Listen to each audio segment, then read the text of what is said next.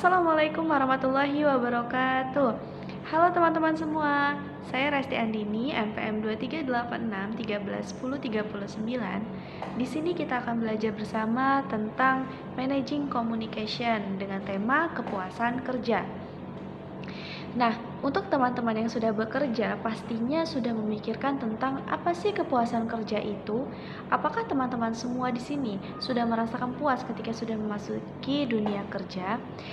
Oke, baik teman-teman, sebelum kita memasuki teori dari kepuasan kerja, kita akan membahas terkait pengertian atau definisi dari kepuasan kerja. Apa sih kepuasan kerja itu? Nah, di sini ada beberapa teori yang mengatakan bahwa kepuasan kerja merupakan suatu sikap yang dimiliki oleh individu yang berhubungan dengan pekerjaan atau jabatan yang dimiliki. Nah, ada teori yang mengatakan bahwa kepuasan kerja ini merupakan suatu cara pandang seseorang baik yang bersifat positif ataupun negatif terkait pekerjaannya. Nah, jadi ketika ada suatu individu yang merasakan puas atau ketidakpuasan di dalam dunia kerja, maka itu dapat dikategorikan sebagai pengertian atau definisi dari kepuasan kerja. Nah, memasuki ke teori kepuasan kerja, di mana peneliti terdahulu itu meneliti bahwasanya ada beberapa teori yang menjelaskan tentang kepuasan kerja. Teori yang pertama yaitu teori dua faktor atau yang disebut sebagai two factor theory. Teori ini mengatakan bahwa ketidakpuasan atau kepuasan kerja muncul dari dua faktor yang terpisah. Yang pertama yaitu ada variabel penyebab ketidakpuasan.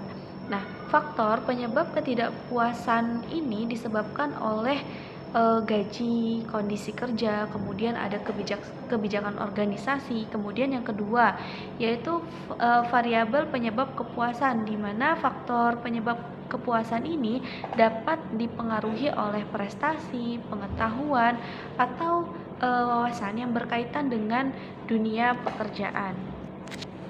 Kemudian teori yang kedua yaitu teori keadilan atau yang disebut sebagai equity theory, di mana teori ini mengatakan bahwasannya seseorang yang merasa puas ataupun tidak puas itu tergantung dari perasaan seseorang tersebut terhadap apa yang dia rasakan terkait kepuasan kerjanya.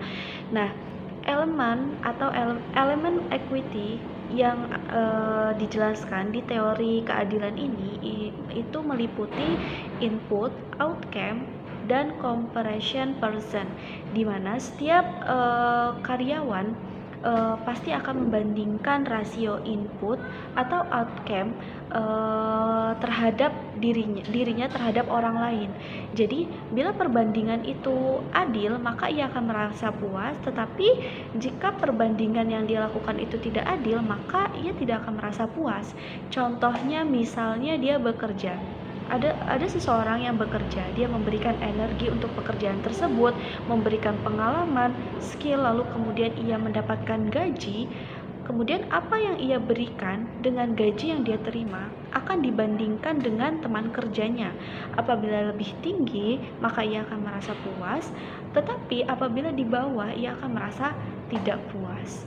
Nah, kemudian yang kedua yaitu ada teori ketidaksesuaian, di mana teori ini menitik beratkan pada pengukuran kepuasan kerja dengan mengukur selisih antara apa yang sebenarnya dengan kenyataan yang dirasakan. Jadi dia akan mengukur selisih antara yang sebenarnya dan apa yang dirasakannya.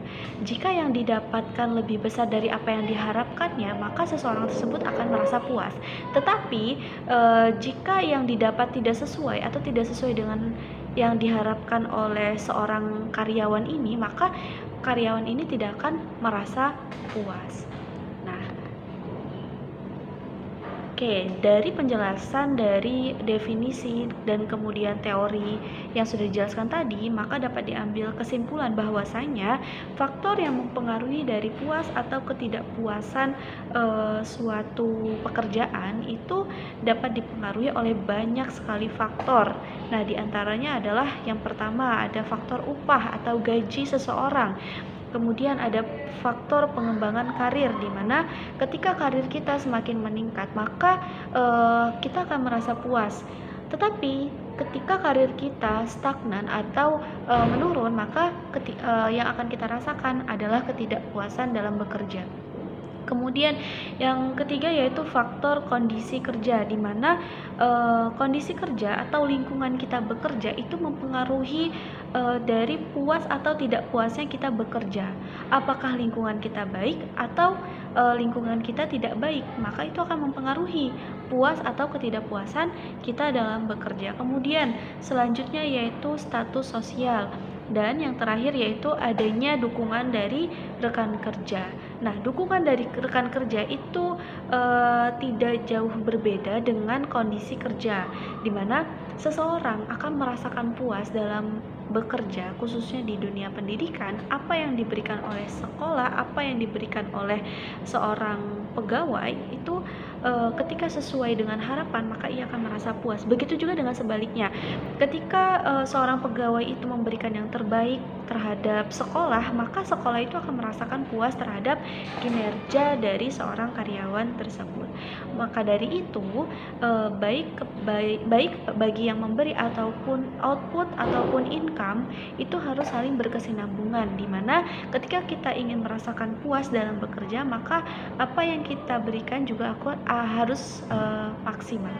Demikian yang dapat saya sampaikan, semoga bermanfaat. Sampai jumpa di channel selanjutnya. Wassalamualaikum warahmatullahi wabarakatuh.